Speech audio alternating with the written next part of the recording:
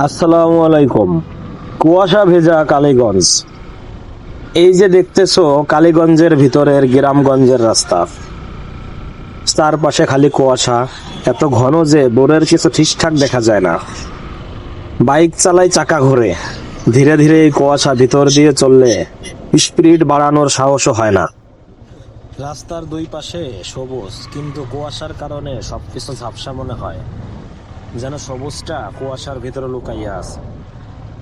কখনো সামনে হঠাৎ একটা গাছ ভেসে ওঠে, কখনো একটা মানুষ, আবার কিছুক্ষণ পর মিলাইয়া যায়। এই কুয়াশা ভেজা রাস্তায় শব্দ আলাদা লাগে। হর্নের শব্দ নাই, চিৎকার নাই, খালি বাইকের হালকা আওয়াজ আর বাতাস। দূর থেকে আজানের সুর ভেসে আসে, কুয়াশার ভিতর দিয়ে সেই শব্দটা আরো নরম হইয়া যায়।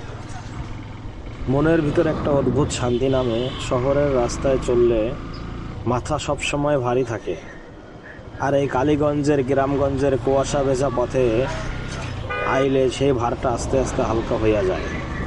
এই রাস্তা সরু, কুয়াশা ঘন, কিন্তু মুহূর্তটা অনেক গভীর। বাইক চলতেছে, কুয়াশা চলতেছে, আর কালীগঞ্জের এই গ্রামগঞ্জের রাস্তায় সময়টা যেন একটু থামিয়ে গেছে।